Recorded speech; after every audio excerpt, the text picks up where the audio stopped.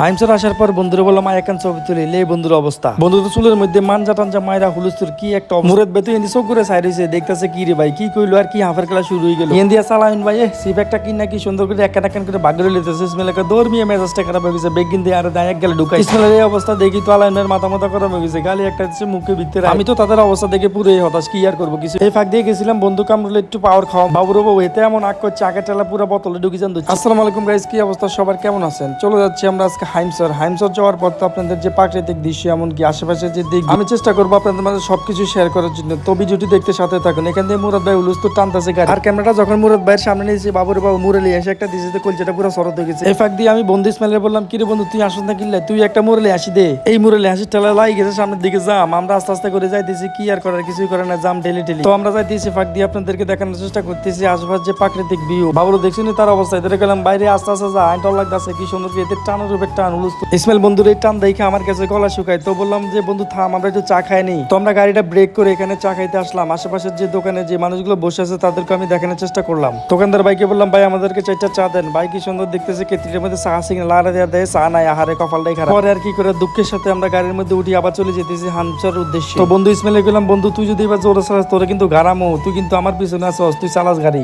তো আমরা রওনা দিলাম আবার হামসারের উদ্দেশ্যে। কি সুন্দর সামনে গেছি, আরে বন্ধু ইসমাইলের পথ হারাই গেছে। এদের কইতেছে এক মিনিট যাওয়ার এতে চলে গেছে আরেক মেয়ে, কি সুন্দর গাড়ি ঘুরে দিয়েছে। এই যে কামটা করলো এদের কইছে ওই পাশে যাওয়ার কিন্তু এতে সোজা চলে গেছে। তারপর বন্ধু ইসমাইল বলল কি রে বন্ধু তুই এরকম করলি কিল্লা দে হাইড করে ভালো লাগেনি, তুই এবার একলা একলা গাড়ি ঘুরা, তুই আর একটু সামনে তারপর তোরে গারামো বুঝছিস নি, তুই আয় আয় সামনে আর একটু আয়। পরে বন্ধু ইসমাইল ওইখান থেকে গাড়িটা ঘুরে নিয়ে কি সুন্দর করে আমার নাম আমাদের সামনে দাঁড়াইছে। এই মনে হয় আমরা হাইমসর আসছি মনে হয় 10 বার, তারপরেও বন্ধু ইসমাইল কিন্তু পথ হারালাই, কি একটা অবস্থা। হেতের অবস্থাটা যাও, হেতে পথ হারায় কি সুন্দর মাঞ্জা মুঞ্জা মাইরা হুলুস্তুর। যাক যাই হোক আমরা পরে চলে যেতেছি আবার গন্তব্যে। তো আমরা অলরেডি চলে আসছি হাইমসরে। হাইমসরের ওইখানে শেষ মাথা একটা দোকান আছে, এই দোকানে আমরা সবসময় এসে চা খাই। তো গাড়িটা এখানে থামালাম, থামানোর পরে আশেপাশের ভিউটা আপনাদেরকে দেখাচ্ছি। এটাই হচ্ছে হাইমসর বাজারের মধ্যে এসে আমরা প্রথমে যে দোকানে আমরা চা খাই তাকে বললাম ভাই আমাদেরকে চারটা চা দেন। কি সুন্দর অবস্থাটা দেন, এতে গাড়িটা থুইতে না থুইতে আগে যাই টুলের মধ্যে বইরেছে। চা দেওয়ানোর লগে লগে যেটার মধ্যে হুরা দেখবো সাইডে লই লইব। হিন্দি আরেকজনের অবস্থা চাও, হেতে সিপ এক ফেট ক্রিমের জানি বিলাইতেছে এক কান করে দিতেছে। আমি কইতেছি ভাই আর এক কান দেন। বাইরে বাইরের অবস্থা দেখছেন, এক কান চাইছে এক কানে দিছে। ইসমিল্লা দেখে মেজাজটা খারাপ হয়ে গেছে, এই জন্য পুরোটা লইকে দূর।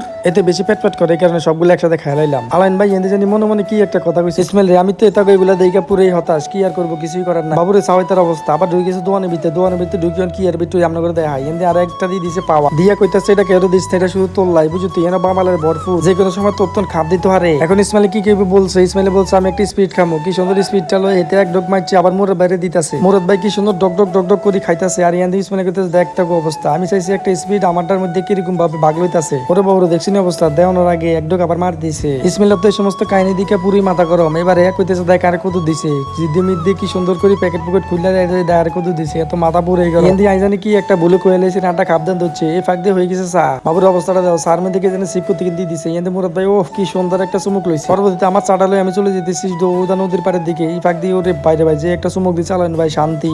আর আমার চাটা লয়ে সোজা আমি চলে যেতেছি নদীর পাড়ে, কারণ নদীর পাড়ে বসে বসে চা খাওয়ার মজা আলাদা। এই ফাঁক দিয়ে কইছিলাম ইসমাইল একটা ছবি তুলবো। বাবুরে বাবু এই কথা হোনার সাথে সাথে এই দেখছেন কি মাঞ্জা মুঞ্জা মাইরা উলুস্তের মুরাদ ভাই চাই রইছে চাটা লইয়া। ভাই কইতেছে ভাই দেখছেন নি কি সুন্দর চুমুলক মারতেছে। এখান দিয়ে আমি ছবির পোস্টে সবাই দাঁড়া করাইছি কিন্তু আসলে ভিডিও করতেছি। বাবুরে তাকে অবস্থা দেখছেন নি, এটারে কি সুন্দর ছবির পোস্টে দাঁড়ায় আছে সুন্দর করে। হিন্দি আবার ইসমাইল কি সুন্দর ভিডিও করতেছি, এতে মাঞ্জা মুঞ্জা মাইরা উলুস্তুর। আমি চলে গেলাম নদীর পাড়ে আপনাদেরকে ভিউটা দেখানোর জন্য চা খাইতেছি আর নদীর ভিউটা দেখাচ্ছি। হাইমসরের এই জায়গাটা আসলে আমার যে কত স্মৃতি লুকিয়েছে তা বলার মতো না। আমরা প্রায় সময় এখানে আসতাম, এসে আড্ডা দিতাম। মূলত এখানে আমরা বেশি কারণ হচ্ছে এখানে হচ্ছে কামরুলের বাড়ি। এই জায়গাটার মধ্যে এসে আমরা বেশিরভাগ পিকনিক করতাম কামরুলের বাসায় গিয়ে। তো হঠাৎ করে দেখলাম একটা ট্রলার আসছে, ট্রলার থেকে যাত্রী নামতেছে হুলুস্থুল। নদীর পাড়ে ট্রলার ভিড়ার দৃশ্যটা আসলে অন্যরকম। যখন ট্রলার থেকে মানুষগুলো নামে তখন দেখতে অনেক ভালো লাগে। তো এরপর আমি ডাইরেক্ট চলে গেলাম হামচর বাজারে। তো আশেপাশের যে বাজারের দোকানগুলো সেগুলো দেখাচ্ছে। এখানে কি সুন্দর কলা, এগুলো 100% পিওর কলা। আগে যখন হামচর আসতাম দেখতাম কত মানুষ, কিন্তু এখন ঈদের পরের দিনের জন্য আসলে মানুষ বেশি দেখা যাচ্ছে না। এখান দিয়ে দেখা যাচ্ছে পোলা পানি খেলতেছে। তো চলে যাচ্ছে আমরা খেলার মাঠের দিকে। আসলে একটা কথা বলতে কি, খেলার মাঠ দেখলে আমাদের মাথা ঠিক থাকে না, কারণ হচ্ছে খেলা আমাদের রক্তের সাথে মিশে আছে। তো খেলার মাঠে আসার সাথে সজল ভাইয়ের সাথে দেখা করলাম। সজল ভাই হচ্ছে কামরুল রিলেটিভ। বাবুরে কথা না করতে হইতে কামরুলে চলে যায়। কামরুলে কি সুন্দর কোলাগালি করি হুলুসের। এই ফাঁক দিয়ে আমার পাওয়াটা টান দেওয়া ধরছিল। মা বালের রাতের থেকে অনেক কষ্টে বাঁচাইছি। অনেক খুলতাছি কামরুলে একটু খাবামো, কিন্তু কামরুল পোস্ট নিতেছে। আমার ভাই ধরে রাখছে কামরুল। আমি এই পাওয়ারটা রাখছি মূলত কামরুলে খাওয়ানোর জন্য। দিসি মুখের ভিতরে এটা বোতল সহ। যাক যাই হোক কামরুলের সাথে মজা মাস্তি করলাম। মজা মাস্তি করার পর যতটুকু ছিল আমি কিছুটা খেলাম আর কিছুটা দিয়ে দিলাম ইসমাইলকে। বাবুরে আমি এটারে দান দিচ্ছি, এতে কিছু লই দিছে। তোর কি একটা অবস্থা দেখছো নি, বালা মাঞ্জির আসলে বর্তমানে দামই নাই কোনো।